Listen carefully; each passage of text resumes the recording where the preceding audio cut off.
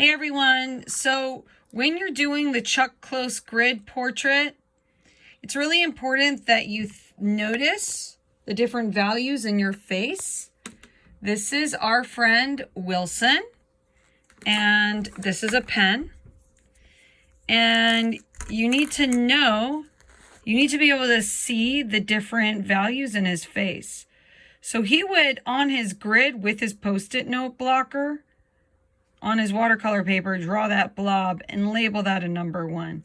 So I want you to stop and I want you to notice all the different values. This is a number 2.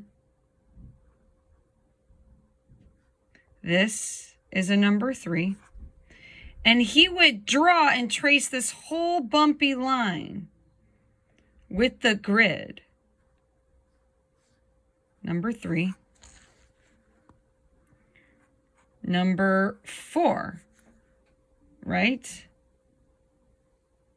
Now this would be a number 5 down here. So I really need you to take the time to go ahead and number your portrait. That's obviously a 1, right? It's white. And when you're transferring your image, make sure it's kind of perfect.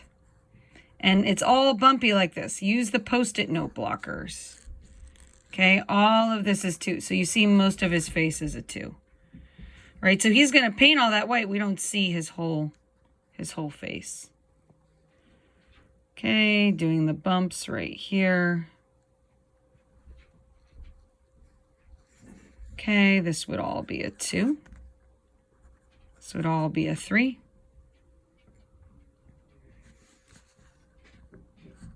This right here would be a 6. Now you could see there's like this really dark value that's right by the black. That would be your 5. And I see a lot of that 5. The 6 is kind of dots right here. This is a 5. This right here, this shadow that's being cast by his hair, he's going to draw all these bumps and all of these bumps and all of these bumps. But this shadow right here, I would call that more of a 4. And then we got a lot of 3, a lot of 2. Okay, we got 5. Black is 6. So you see his glasses right there. The tops of his glasses are a 6. And the edges. And then if you look close to his eyes, he's got 6 on the outside right there. But then he's got 5. So you really like, as you're transferring your face, take the time, look at how the nose, like there isn't a hard boundary around the nose, but we see values. It's these values that create a hard boundary. So this is a 1, this is a 2. This is a 3.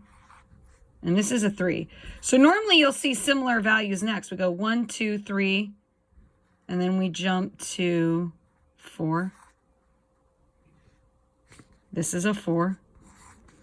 So you have to go through, you have to label the whole thing. This is time consuming. Notice there isn't a line all the way around the lips, right? The lips, there isn't a line. You got to draw all these bumps. So I'm seeing some grids pop up on Seesaw, but it's like, hold up. People are not drawing all of these bumps. You're thinking, oh my gosh, I don't want to draw all these bumps. Well, that's what the Post-it note blockers are for. Because you're like, oh, it doesn't look like it does. You should cover it up with your grid and just draw these lines exactly as they are. That's what the grid's for. And then you draw all the bumps and all the lines. So I'm seeing a lot of people are skipping steps. Don't skip steps. And it's okay. Go back, redo. It's a process. This is a 2. So Wilson would draw all of this shadow, and he's got the highlight on his face. Okay. This is a 2, and then he goes into 3. Notice how some of the 2 pours through to the background. And the outline, the hard boundary of his face is very subtle because the room's really bright. You could alter the background and paint the whole thing dark if you want. But notice his shirt, that's a 6. So you don't want the background a 6. If you're in doubt, just stick with the photo. But keep numbering, background's a 1. Wilson, when you grid, if you can hear me, you need to draw a straight line with your ruler right there so you can make your grid. Okay, I hope this helped everyone. This is a 2. Number and post your numbered portrait to Seesaw. Okay, so we can see.